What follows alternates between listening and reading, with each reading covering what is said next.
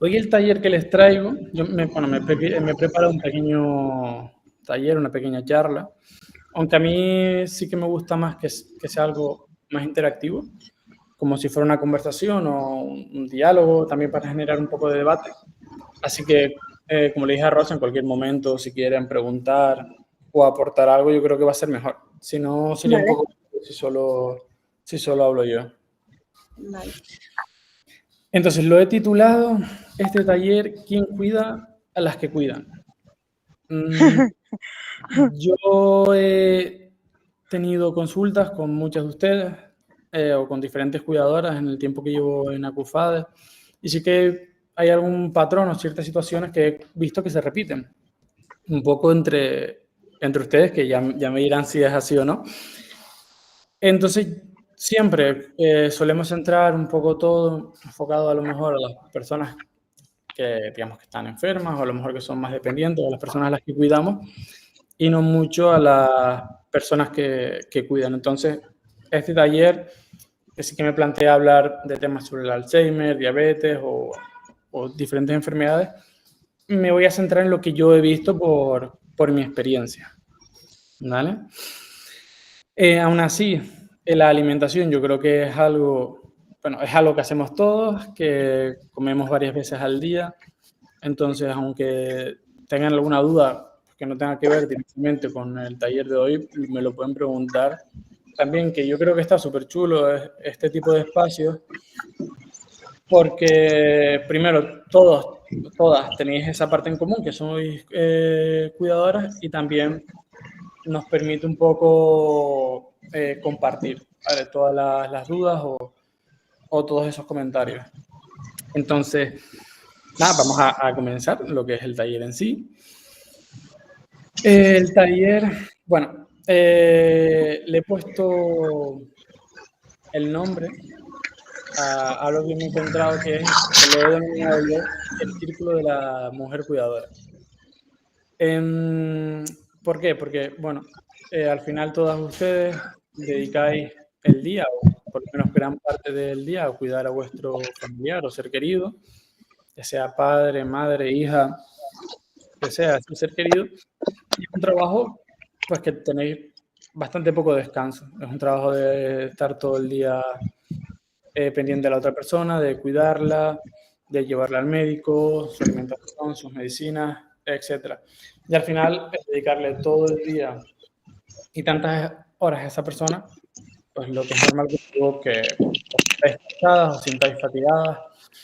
Y ese cansancio, pues poco a poco se puede ir convirtiendo en estrés o ansiedad, ¿vale? Y este estrés y ansiedad, pues, acaba derivando en un picoteo. O picoteo, o, pues, esos pequeños atracones de comida que nos podemos dar. Y yo me atrevo a decir que la mayoría de estas situaciones, si alguna os sentís identificada, se dan normalmente por la tarde o por la noche, ¿vale? Es que al final es normal, estáis todo el día como con ese agobio y en el momento en el que tenéis un descanso, porque a lo mejor esa persona está durmiendo o está descansando y tenéis como un espacio para vosotras, pues es cuando os sentís liberadas y al final lo que necesitáis es, pues, digamos, una especie de recompensa o algo que os haga sentir mejor, ¿vale?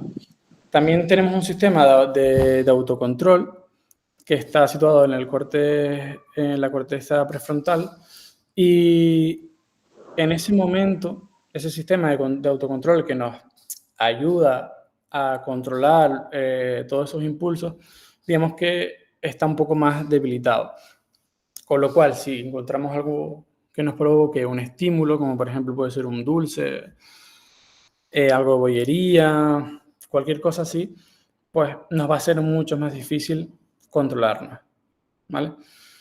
Entonces, yo les quería hacer la pregunta si ustedes piensan que este tipo de comportamientos son algún tipo de trastorno de la conducta, de la alimentación. ¿Creen que sí o creen que no?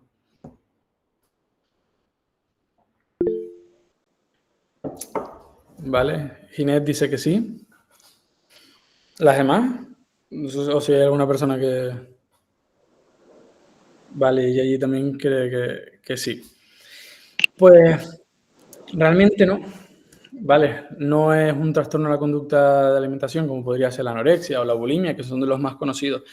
Más bien es un síntoma, ¿vale? Es un síntoma de que hay algo que no está funcionando. Sí, la ansiedad. Es un síntoma de que hay algo que no está funcionando, de que no está funcionando bien en nuestro interior.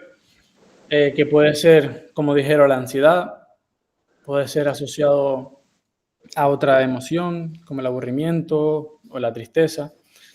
Y entonces cuando hablaremos de algo que no sé si les suena, que se llama alimentación emocional, ¿vale?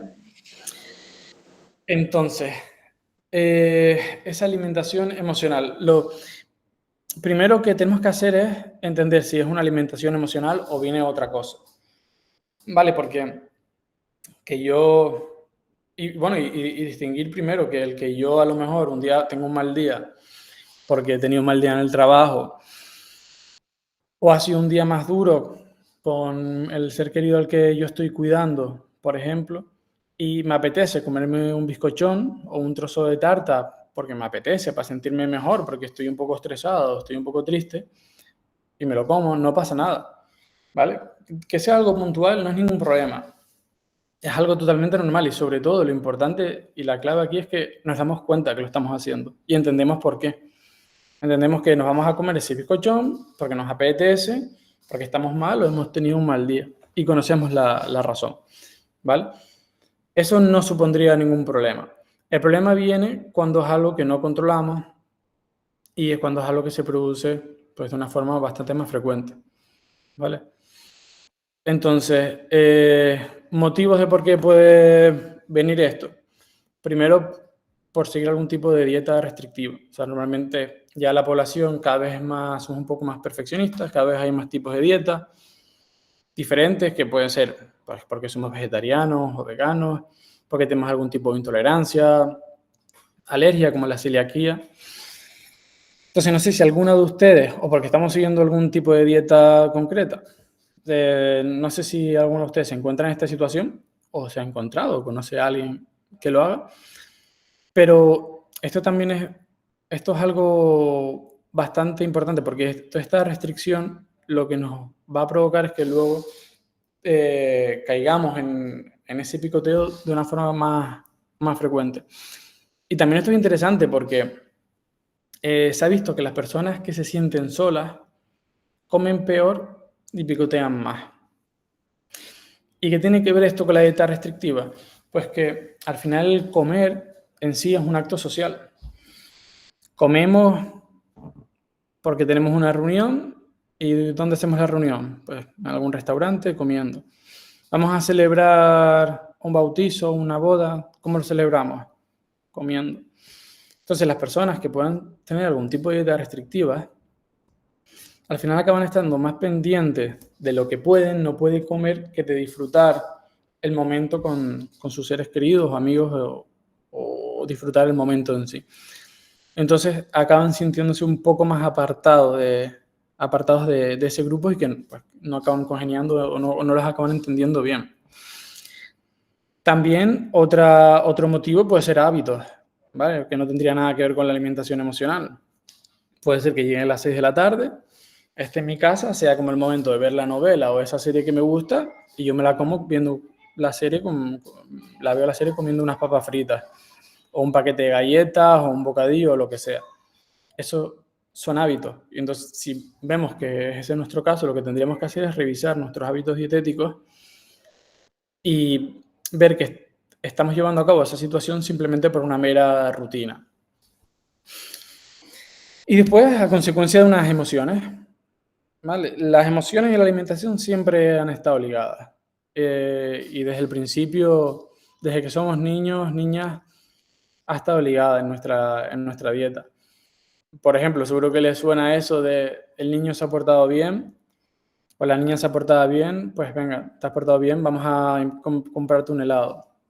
O has sacado buenas notas, vamos a llevarte al McDonald's a pedirte tu Happy Meal para que tengas el muñequito. O sea, al final es como, desde pequeños ya nos enseñan que la comida es una forma de recompensarnos. O sea, es una recompensa. Ya liga ciertas emociones o lo clásico de castigado sin cenar. O sea, puede ser algo positivo o algo negativo. Entonces, siempre es importante, sobre todo cuando somos niños o a los niños, distinguir. ¿Vale? La alimentación nunca va a ser un premio ni un castigo, porque si no siempre va a conllevar cosas que puedan ser positivas o negativas a la larga. Pero normalmente comemos por emociones. No sé si a algunas les pasa cuando estáis aburridas, no tenéis nada que hacer, estáis en casa, pues a lo mejor coméis para daros un poquitito de vidilla. Hay muchas personas que incluso se sienten tan planas que comen para poder sentir algo. Yo salto la despensa. Es que este también es algo súper importante, que es la parte que va a venir ahora, que es el descontrol, ¿vale? Y es una característica importante para distinguir si tenemos un hambre emocional o un hambre real o fisiológica. Las dos son reales, no es que una sea imaginaria, pero digamos el hambre más fisiológica y el hambre emocional. Una de las características es ese descontrol.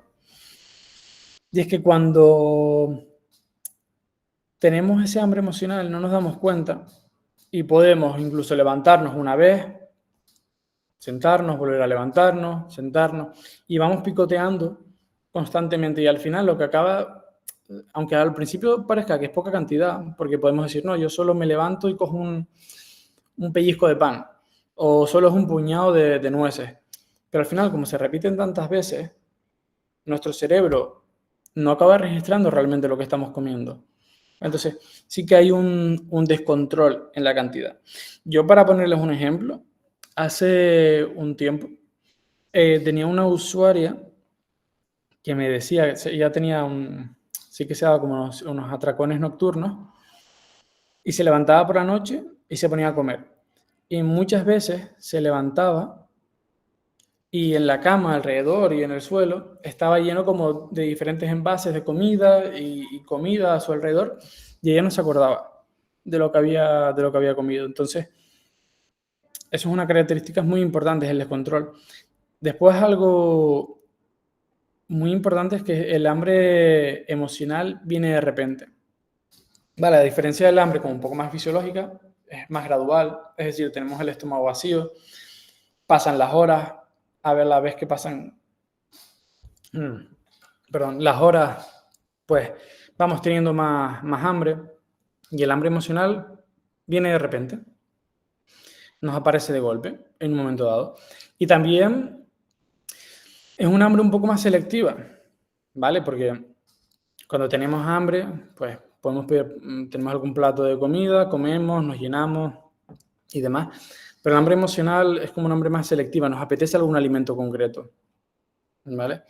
Normalmente son alimentos hiperpalatables, que cuando decimos la palabra hiperpalatables queremos decir aquellos alimentos que tienen mucho sabor.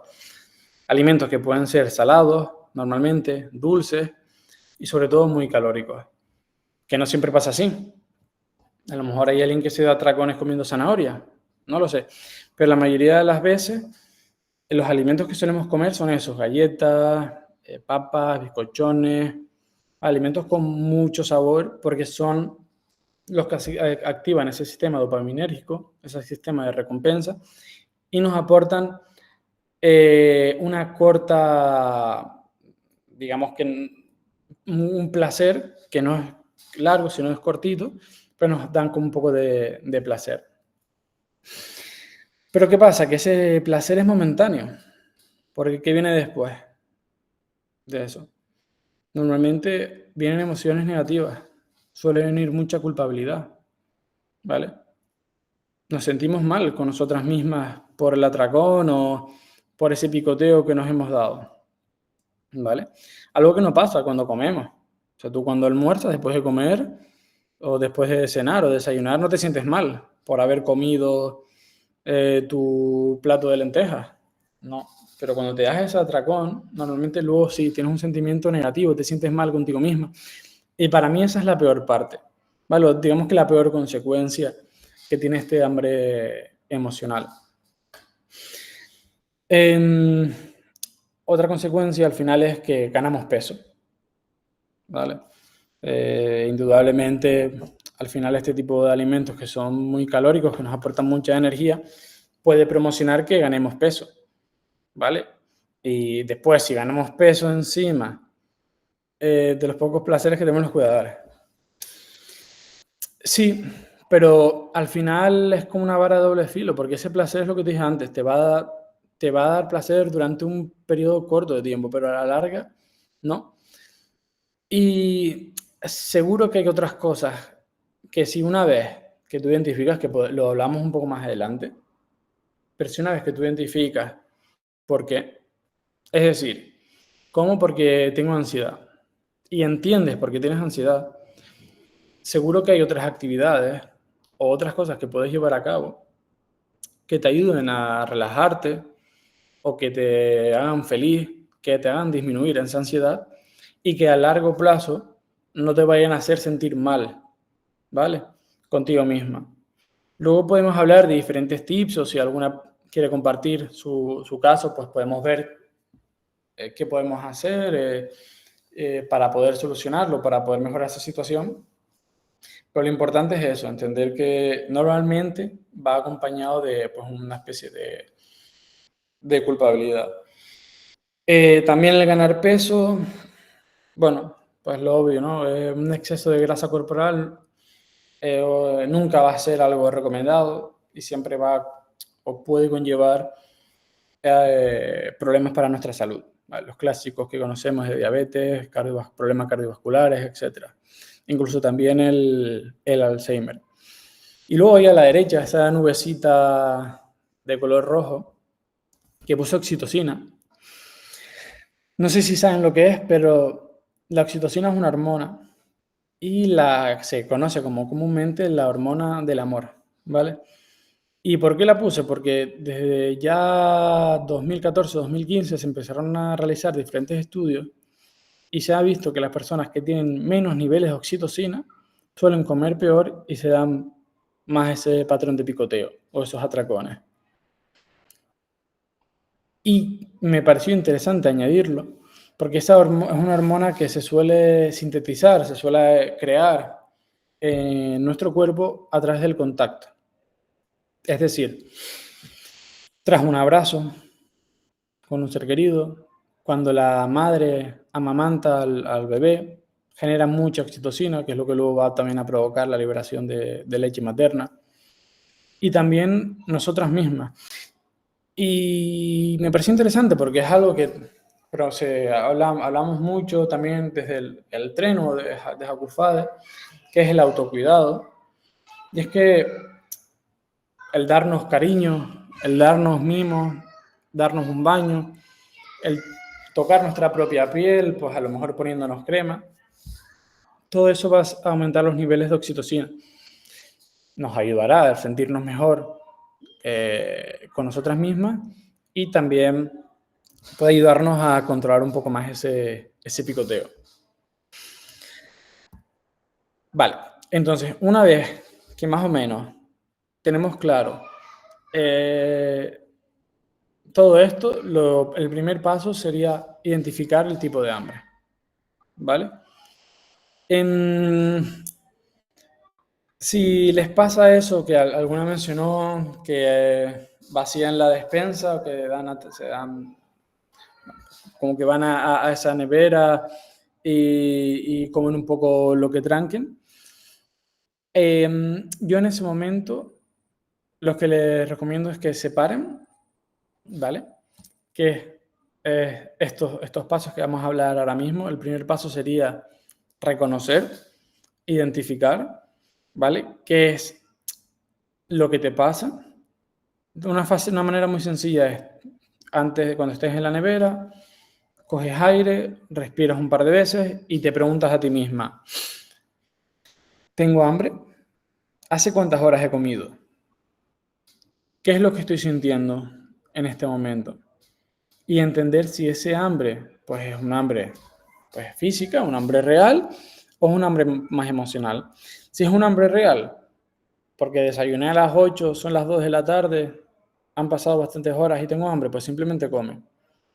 Pero si creen que puede ser un hambre emocional, ¿vale? Yo lo que les diría es que primero hagan como esta respiración y luego pueden beber a lo mejor un vaso de agua y les recomiendo 10 minutos, va a ser suficiente, ¿vale?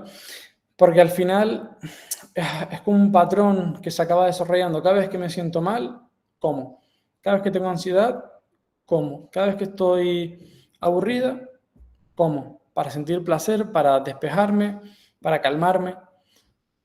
Entonces tenéis que entender que eso lo que acaba desarrollando es una mala relación con la alimentación. Entonces el parar, reflexionar y desviar un poco esa atención, lo que acaba rompiendo es ese círculo, ¿vale? Y ese patrón. También, para romper un poco, quitarle hierro al asunto, algo que suelo recomendar yo, para ser un poco más divertido, es coger y poner una notita en la nevera y escribir, ¿otra vez tú aquí? O algo por el estilo, para que tú lo leas y digas, vale, espérate, que a lo mejor o sea, estoy picoteando o qué es lo que me está pasando. O sea, en el momento que esa pausa se produce, es cuando tú vas a poder a revertir un poco ese tipo de comportamiento. Y no comprar nada de golosineo también sería un plan. Sí, al final si no lo tienes en tu casa no te lo puedes comer, ¿vale?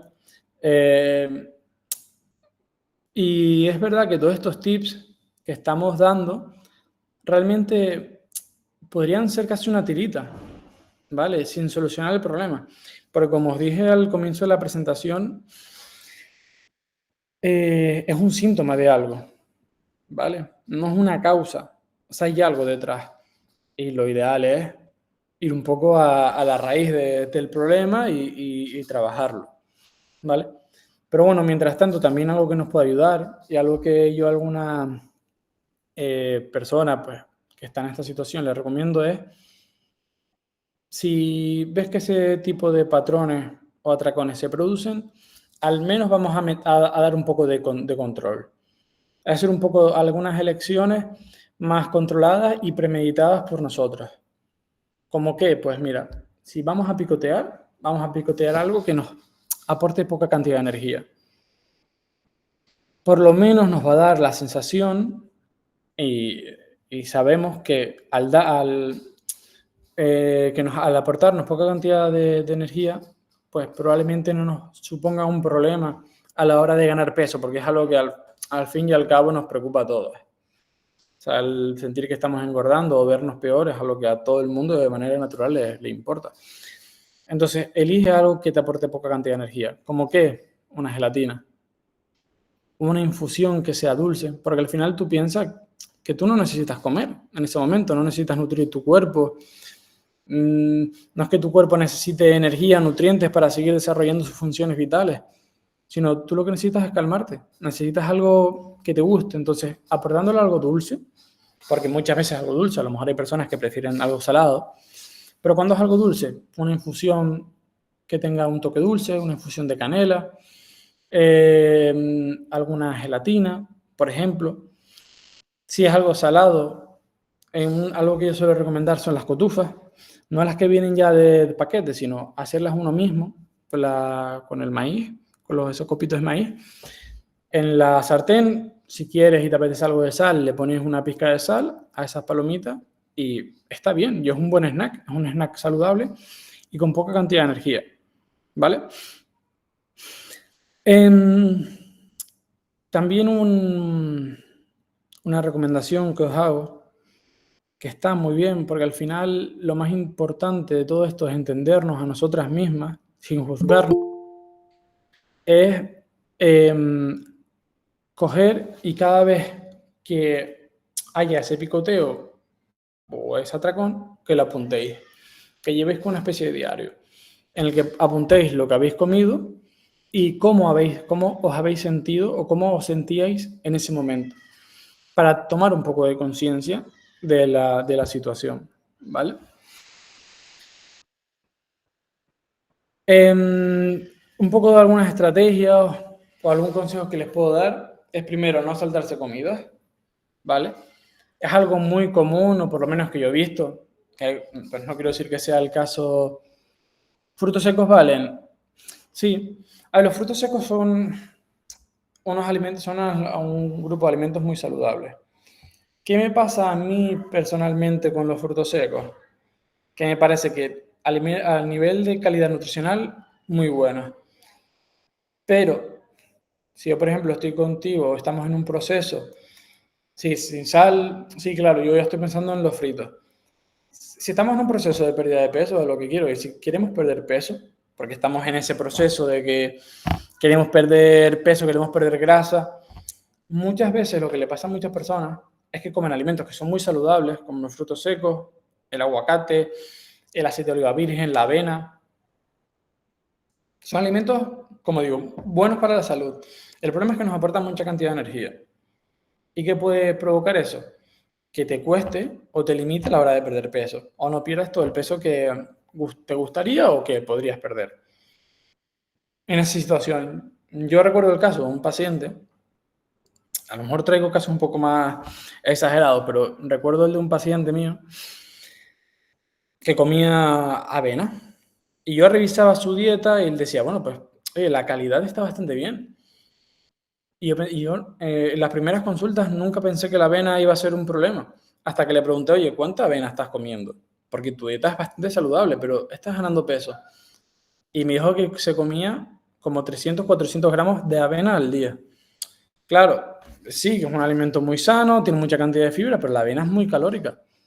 Y ese era el motivo. Y una vez que dejó de comer avena o la redujo a un par de cucharadas al día, ya esa pérdida de peso se produjo.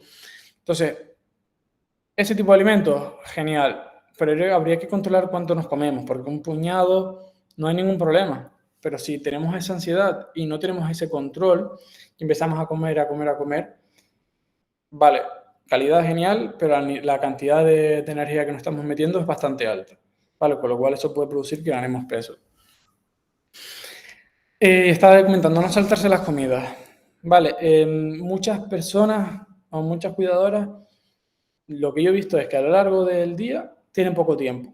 Están liadas, están centradas en otras cosas, con lo cual a veces se saltan comidas, comen rápido, se olvidan de comer, dicen, bueno, ya cuando llegue a casa almorzaré o desayunaré.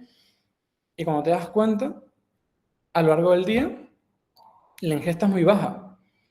Con lo cual, llega la tarde, se suma a un día estresante, se suma a es mi momento de desconexión y se suma a he comido poco a lo largo del día. Con lo cual, en ese momento voy a comer y voy a comer mucho y voy a comer algo calórico porque mi cuerpo me lo pide, porque es normal. La has tenido, ya lo hablamos al principio también, las dietas restrictivas, pues eso es algún tipo de restricción. Todo eso va a provocar que comamos más.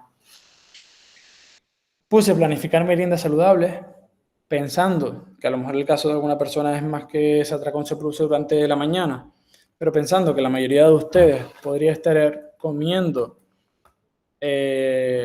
o tener que este tipo de situaciones se dé por la tarde o por la noche, el que haya una comida previa, saludable y bien organizada nos va a ayudar. ¿Vale? Un yogur con fruta, con un par de cucharadas de avena, a lo mejor una tostada con tortilla francesa, un poquito de rúcula, tomate. Ejemplos de meriendas que pueden ser saludables, nos van a ayudar a sentirnos saciadas y a calmarnos. ¿Vale? Identificar las emociones, lo que comenté antes, entender por qué estamos ahí, qué es lo que estamos sintiendo. Porque al final, si yo estoy aburrido, no necesito comer. Yo lo que necesito es hacer algo que me entretenga, hacer algo que me apetezca. O sea, en lugar de comer, lo que puedo hacer es salir a dar una vuelta, ponerme a leer un libro, algo que a mí me haga sentir bien. Añadirlo de terapia cognitivo-conductual, es un tipo de terapia de psicología que a mí particularmente me gusta, pero al final cada persona es un mundo y pues habrán terapias que le vayan mejor o peor, pero es lo que le dije, esto es todo un síntoma. Habría que buscar la raíz del problema y ponerle solución. Y si yo tengo ansiedad, habría que entender por qué y tratar de controlarla. Entonces, pues desde que puedan, yo sí les recomiendo, si están en una situación como esta, que busquen apoyo, ¿vale? Que busquen apoyo de psicología. Y después está la técnica de mindfulness o comer atentos. No sé si les suena. ¿Alguna les suena? ¿O la has escuchado alguna vez? Sí, a mí, Dime, Rosa. a mí sí, el Wingfoot. No sé si, no creo que exprese bien la palabra. Vale. Wingfoot. Sí, lo he hecho El alguna vez. mindfulness. El mindfulness enfocado a lo que es la alimentación. Vale. ¿Qué es? Pues el mindfulness es la acción de prestar una atención plena a la experiencia de comer. Desde que cogemos el alimento hasta que nos lo comemos. ¿Vale? Es como una especie de meditación, pero enfocada a la comida. ¿Vale? Yo es algo que les recomiendo. Al principio, a mí, pues me pareció un poco raro porque es como, exacto, activando todos los sentidos, ¿vale? Para poder disfrutar un poco más de lo que estamos haciendo, porque muchas veces comemos rápido, tenemos 5 minutos para comer, comemos y después terminas de comer y ni siquiera te acuerdas a qué sabía la comida, ni siquiera has disfrutado de ese plato, de esa alimentación. Entonces, es dedicarle tiempo a comer y poner, como dijo Fanny, todos tus sentidos en ese momento que en el que estás viviendo. Entonces,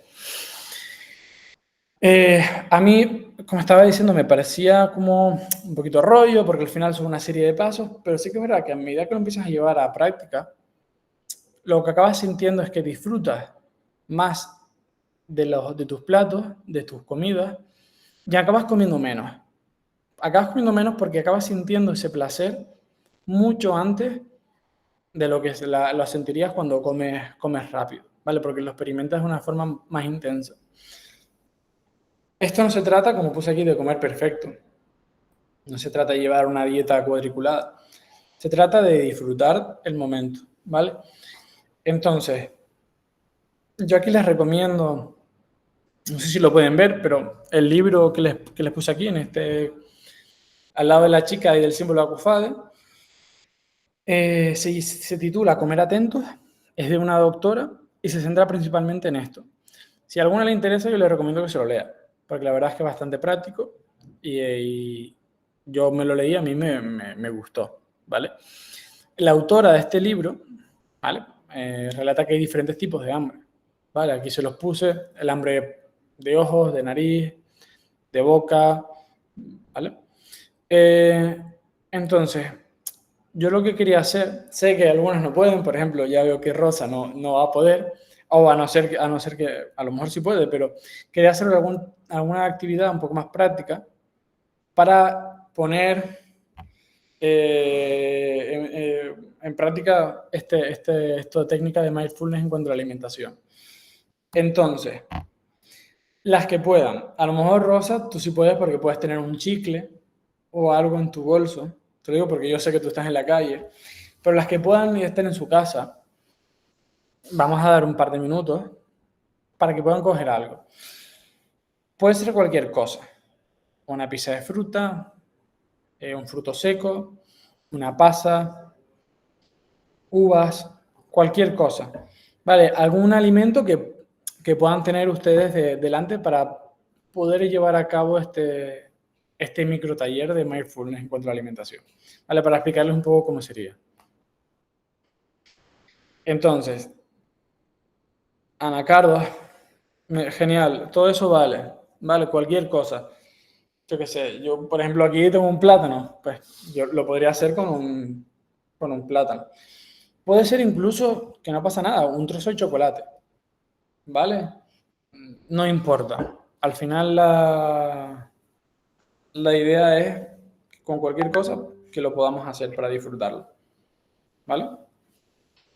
Entonces, son y 43, vamos a esperar a las y 45, para que todas puedan tener algo.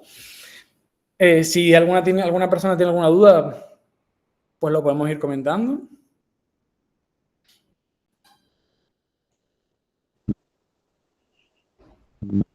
Dime, Rosa, habla cuando tú quieras. Yo sí siempre llevo algo, Vale. porque estoy operada de una reducción de estómago. Vale. Tengo consecuencias dumping y Vale. siempre tengo que llevar algo. Me suelo llevar un tupper. Vale. Estoy llevando con frutos secos. Vale. Y pues controlo mucho mi alimentación y he usado la medida de cuando como, hago mis 5 comidas cada 3 horas y apago móvil, silencio móvil y me tomo mi tiempo. Vale. Ahí eso es un punto súper importante, lo que dijo Rosa, lo de apagar el móvil, ¿vale? Para poder llevar a cabo este tipo de técnicas y disfrutar nuestra alimentación, es importante estar en un ambiente tranquilo, ¿vale? Libre de distracciones. No vale comer viendo la tele. De hecho, ya os adelanto que las personas que comen viendo la tele comen más cantidad de comida, ¿vale? Entonces, un ambiente en el que nos sintamos cómodos, incluso hay veces que si tenemos que irnos solos, porque a lo mejor en nuestro hogar hay personas que no pueden tener un ambiente tranquilo, pues podemos buscar una habitación, ¿vale? Aunque también les recomiendo que si pueden, que lo hagan con algún ser querido, ¿vale? Vale. Ya Fanny tiene sus uvas, Rosa tiene su fruto seco, alguien más por ahí Ciro las pasas, genial. Había visto que tenían otros frutos secos, unos anacardos o algo así. Entonces, ¿cuál es la idea? Galletas de agua que me gustan. Una galleta de que agua. Me gustan. Es que quité la cámara porque estaba con mi hermano, atendiendo a mi hermano. Vale. Pues con eso Candelaria nos vale. ¿De acuerdo? Entonces, ¿qué es lo que tenemos que hacer? Lo primero es, como dijo Fanny, poner todos nuestros sentidos. Vamos a empezar a observar el alimento. Pues igual unos pistachos nos valen. Vamos a observar el alimento. Observamos el color que tiene. Vamos a observar si tiene pliegues, los agujeros, por ejemplo, en la galleta de agua, las rugosidades de una almendra, las manchitas que pueda tener en las uvas. ¿Vale? Centrarnos un poco en visualizar bien ese alimento. ¿Vale? Ahora, lo que quiero que hagan es que lo vayan tocando. Vayan pasando los dedos por esa galleta, por esos pistachos, ¿vale? Y vayan notando pues, la dureza que tiene el pistacho, si es la piel, si esa abertura que pueda tener, como ir conectando con el tacto con ese alimento. La arrugué de la galleta. Exacto. Exacto. Después vamos a pasar al olfato, vamos a irlo oliendo, a qué huele, les recuerda algo. Muchas veces los olores nos transportan a otros momentos. Pues a lo mejor la uva de Fanny le puede recordar a algún año nuevo. A la vendimia de mi abuelo. A la vendimia. Oh, bien. Nos puede eso, y olerlo y ver a qué huele. ¿Vale? Cuando hagamos hecho esa parte, ahora lo que quiero es que os imaginéis a qué sabe. Y tratar de recordar el sabor que tiene esa uva, el sabor que tiene esos frutos secos, el sabor que tiene esa galleta de agua. ¿Vale? Imaginaros un poco el sabor que puede tener la sal de la galleta. Concentraros en pensar a qué sabe.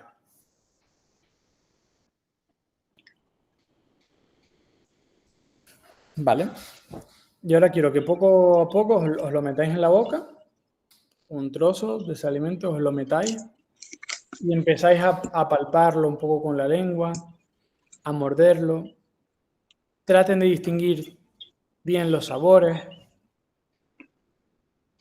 Por ejemplo, a lo mejor en el caso de Candelaria hay muchas marcas de galletas de agua. Puedes coger y decir, oye, esta galleta de agua, esta marca sabe mejor o sabe peor que otra, la otra tiene más cantidad de sal, esta la noto más dura. O con la uva de Fanny, pues a lo mejor las uvas que comí la semana pasada eran más dulces, o esta tiene un sabor más dulce, es más suave, tiene más pipas.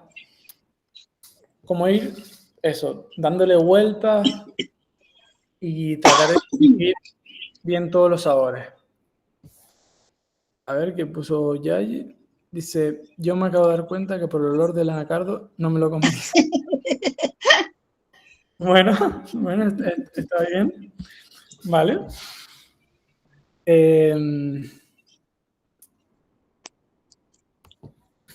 Vale. Pues básicamente eso podría ser una forma de llevar a la práctica este tipo de mindfulness en la alimentación. Esto, si cuando estéis en un momento, a lo mejor esta tarde, a ver, ¿alguna vez he escuchado a personas que les guste masticar o oír el crujido? Sí, eso tenía un, ¿cómo se llama? Eso tiene un nombre, más que el salado. Sí, es que hay ciertos sonidos que nos producen como placer auditivo. Tenía un nombre en inglés, pero no me acuerdo cómo era. Pero... A mí me pasa eso con los alimentos, o sea, el sonido, por sí, ejemplo, el sonido de la uva me hace estar como súper atenta y prestarle atención al alimento. sí, claro, cuando cruje, ¿no? Los frutos secos, todo lo que hace ruido me llama mucho la atención de los alimentos. Eso también está bien, poner los sentidos en eso. Cuando masticas un tomate cherry, cuando cruje, el sonido que hace Exacto, sí. nos puede producir cierta sensación de placer. Vale. Entonces, ¿cuándo llevaré yo a cabo este taller o esta actividad? Cuando vayáis a picotear. Un ejemplo que ponía, el libro tenía un ejemplo concreto que eran con unas galletas. Y era, te das ansiedad, vas a la despensa, te coges tu paquete de galletas. Yo lo que te recomiendo es, lo primero es que te sirvas en un plato. No que te lleves el paquete, sino cuando tú te vayas a servir las galletas, decide, ¿cuántas galletas me voy a comer? 5 galletas. Pues las cojo 5 galletas, me la pongo en el plato, cierro el paquete, devuelvo el paquete, me cojo mi plato y me voy a otra habitación. No comemos en la cocina, comemos en otra habitación. En una habitación tranquila, un ambiente agradable, sin ruido, que nos permita estar bien, cómodos. Y ahí empezamos a llevar a cabo esta técnica. Cogemos la primera galleta. No comemos de forma impulsiva, sino vamos a tomarnos un tiempo y hacer todo este proceso que hayamos hecho. Nos lo vamos comiendo poco a poco. Y veréis que no necesitáis comer 5. Probablemente con 1, 2, 3 ya tengáis suficiente. ¿Vale? Habréis satisfecho esos impulsos, esas necesidades y no tendréis que comer más. ¿Vale? Habréis sentido ya suficiente placer con esas galletas. Y ahí es cuando empieza a tener sentido todo esto porque tomáis conciencia de la cantidad de alimento que estáis comiendo y ponéis todos vuestros sentidos en ese momento en sí.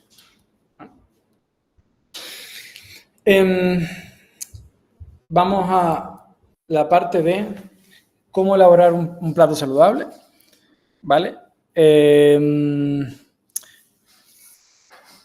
Ya sabemos, pues hemos hablado un poco de la alimentación consciente, pero otra duda que yo me encuentro mucho en la consulta es cómo elaboramos un plato que sea saludable o estoy comiendo bien, estoy combinando bien todos esos ingredientes. Entonces, Les voy a dar 4 pequeños tips, ¿vale? O ideas muy básicas, pero que si las lleváis a cabo, probablemente ya os puedo decir que estaréis alimentando mejor que el 70-80% de la población, ¿vale? El primer consejo que os doy es que la mitad de vuestro plato debe estar conformado por frutas y verduras, ¿vale? Esto es algo que la mayoría de las personas no hace. Yo durante la consulta suelo preguntar, oye, ¿con qué frecuencia comes verduras? Y hay personas que no comen, que hay días que no comen. O sea, que pueden comer 3 o 4 veces a la semana. Y verduras tenemos que comer en el almuerzo y en la cena. Tenemos que comer en todas nuestras comidas. O sea, la mitad del plato tiene que estar conformado por verduras. ¿Qué puede ser verduras? Un plato de potaje. Tampoco nos tenemos que complicar mucho. Un plato de potaje, una ensalada, una crema, un salteado de verduras, cualquier cosa. Lo importante es que ese plato contenga verduras y que formen en su mayoría el plato. El segundo tip es que un cuarto de ese plato tiene que estar formado por proteínas saludables. ¿Alguna tiene alguna idea de alimentos ricos en proteínas que son saludables? La escucho. Dime, Rosa. Proteína, la carne y el pescado. ¿Vale? Carne, pescado. ¿Qué más alimentos tenemos ricos en proteínas? Vegetales, las lentejas. ¿Las legumbres? Sí, las legumbres en general. Los huevos, los germinados. Bueno. ¿Vale? ¿Alguno más se les ocurre?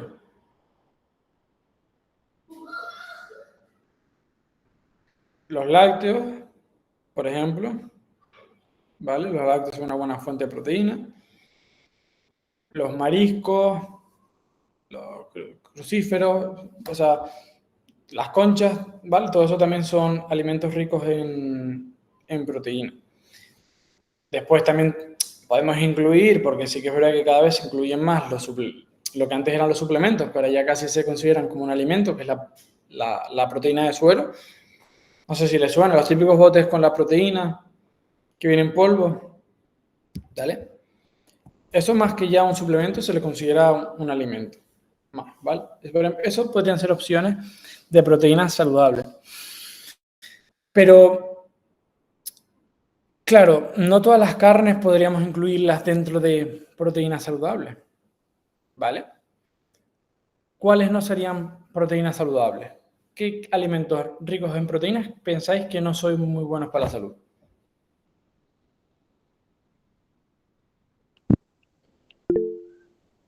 El cerdo, dice Ludmila. Dime, Rosa, ¿qué piensas? Yo te digo lo contrario, o sea, yo por mi experiencia suelo comer pollo, pavo o conejo. Vale. También suelo comer las otras carnes, pero en menos cantidad y menos veces a la semana. Vale. Aquí sí que es verdad que hay partes del cerdo que pueden ser más magras y partes del cerdo que pueden ser más grasas. ¿Vale? A lo mejor un solomillo puede tener menos cantidad de grasa que la parte de un secreto o una pluma ibérica, ¿vale? La idea es que cuanto menos procesadas sean esas carnes, mejor. Las carnes menos saludables van a ser las carnes más grasas o más procesadas, como los chorizos, el fuet, la mortadela, el salchichón, etc. ¿Vale? Las mejores o las que con mayor frecuencia debemos consumir son las que dijo Rosa, ¿vale? Las carnes blancas, las carnes de ave o el conejo, que también es magro, serían los productos de carne que más deberíamos de consumir, ¿vale? Después, los número 1, ¿vale? Que suelen estar bastante olvidados en nuestra dieta, son las legumbres, ¿vale? Las legumbres son alimentos súper saludables que no contienen grasas, que contienen mucha cantidad de fibra, de minerales, vitaminas y son bastante altos en proteínas. Además, son baratos. Sí que es verdad que ya ha subido todo muchísimo y ya no hay nada barato. Pero bueno, dentro de lo que cabe, las legumbres son alimentos comparados con la carne o el pescado relativamente baratos, ¿vale? ¿Con qué frecuencia deberíamos consumir legumbres? Pues entre 3 o 4 veces a la semana, ¿no? Seguro que la mayoría no llega a eso, porque es lo que yo me encuentro en la consulta, ¿vale? Normalmente las personas suelen comer 1, 2 veces en semana, porque hago un potaje de lentejas y me dura. Entonces hay otro día que lo repito. Vale, pero normalmente comemos entre 1 a 2 veces o cada 2 semanas legumbres, pero las recomendaciones realmente van de 3 a 4 veces por semana. Otro tip es que el otro cuarto del plato que resta tiene que estar conformado por cereales integrales o papas. Y aquí me parece también interesante porque sí que es verdad que es una idea, yo creo que no sé si en toda la población, pero en la población canaria al menos sí. Cuando pensamos en papas, pensamos alimento que engorda. A mí me lo dicen, yo cuando llego le dice, ¿estás comiendo bien? Y me dice, sí, sí, como pocas papas. O ya cuando como papas, cojo solo 2. Como si fuera un alimento poco saludable, ¿no? E incluso a veces lo asociamos he ganado peso porque he comido papas y me olvido del refresco, del bien me sabe, pero nos centramos en las papas. Los tubérculos son una fuente de hidratos bastante saludable. De hecho, en la población diabética, mejor con un arroz blanco, las papas, ¿vale? Y si después de cocinarlas, las dejamos un tiempo en la nevera y luego las calentamos otra vez y las cocinamos, mejor, ¿vale? Pero las papas elevan en menor medida, sí que es verdad que esto es muy relativo porque va a depender mucho de las circunstancias personales de cada persona y con qué acompañe, exacto, los carbohidratos complejos, con qué acompañe las papas, porque nadie almuerza papas guisadas y ya está.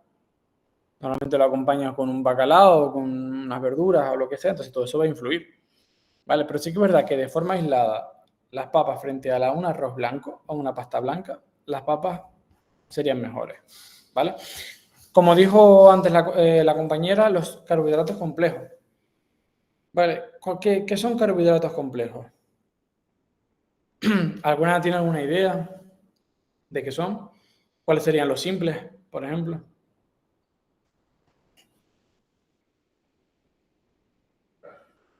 ¿Pan? ¿Te refieres a que el pan es simple o complejo?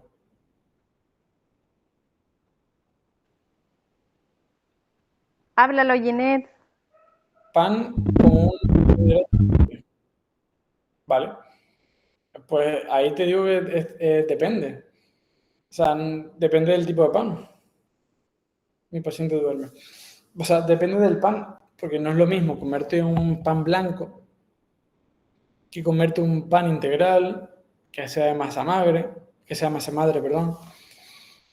Va a ser muy diferente. Pero sí que normalmente los pan blancos, esas harinas más refinadas, provocan un peor índice glucémico que los alimentos o los carbohidratos más complejos. Es menos digerible. Pues, a ver, tú piensas que cuanto más procesado esté el alimento, más fácil y más rápida va a ser la digestión. También ese es uno de los motivos de por qué eleva más rápido el azúcar, que si fuera un pan integral. Eleva antes el azúcar porque se digiere mucho más rápido. Se digiere mucho más rápido porque le has quitado nutrientes. A ese cereal, a ese grano, le has quitado la parte de la fibra. Ya has dejado solo el cereal refinado y lo has convertido en harina. Con lo cual, la digestión va a ser mucho más rápida. ¿Vale? Cuanto más complejo sea el alimento, más difícil va a ser para nuestro cuerpo digerirlo. Por eso, un zumo de naranja nos pega un subidón de azúcar rápido, pero si ese zumo de naranja lo acompañamos con la fibra de la propia naranja, lo acompañamos con un sándwich de jamón, queso, pues el azúcar no va a pegar un pico alto porque nuestro estómago tiene que trabajar en digerir todos esos alimentos. Va a llevarle más tiempo. Entonces, cuanto más simple el alimento, más rápido va a ser la digestión. ¿Vale? va a ser más rápido digerir un puré de calabaza que un plato de verduras salteadas, porque ya está más triturado, más guisado, más pasado ese puré, ¿vale? Por ejemplo, por eso nos sienta mejor al estómago, porque la digestión es más rápida, más sencilla, ¿vale? Cuarto, a ver, que yo lo estoy tapando con esto, el agua como bebida principal, yo creo que aquí esto no sorprende a nadie, y grasas saludables. La mejor grasa del mundo, ¿cuál creen que es?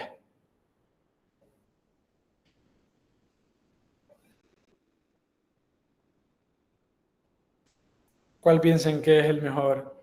Luis Mila piensa que coco.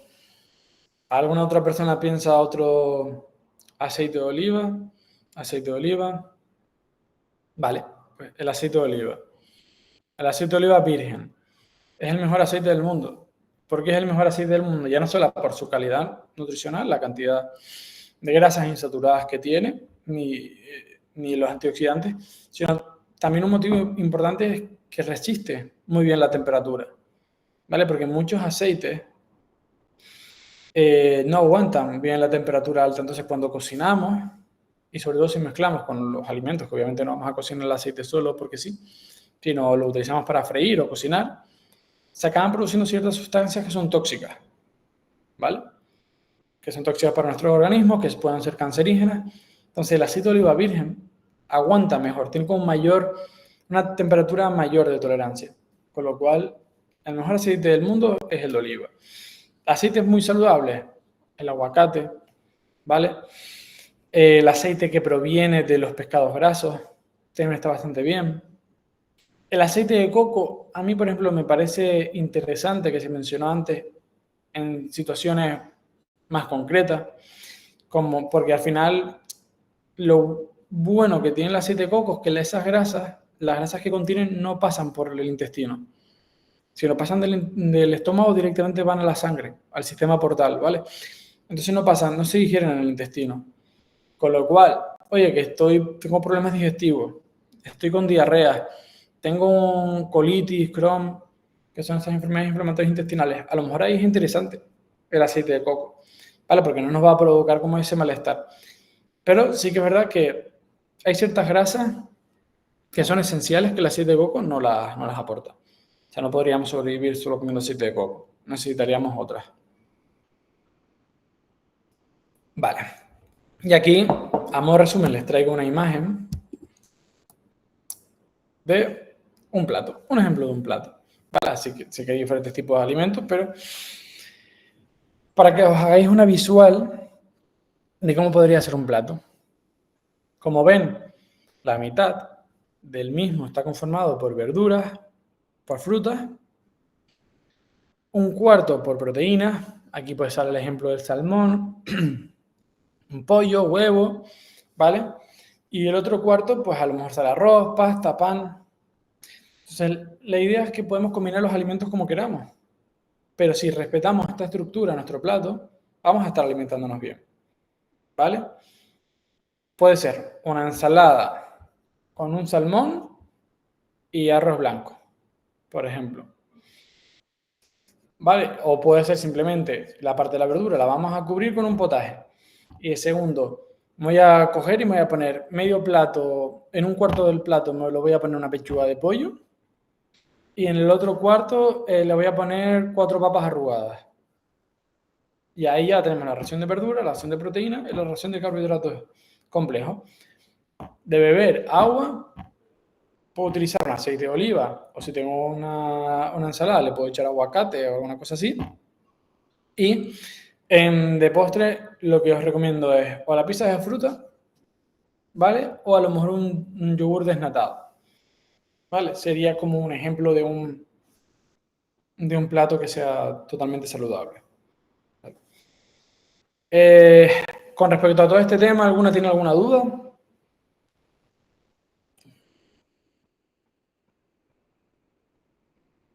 ¿Algo que no se haya entendido o alguna experiencia personal? ¿Vale? Entiendo que no. Pues hasta aquí un poco les dio hambre ahí. Bueno, mientras que sea un hambre controlada y puedan elegir lo que coman y coman tranquilas, yo estoy contento. Les Pues dio nada, hambre, creo. de todas formas, si alguna quiere que la presentación se les puede enviar, como comentó Fanny, al principio va a ser grabada, con lo cual me imagino que van a poder acceder a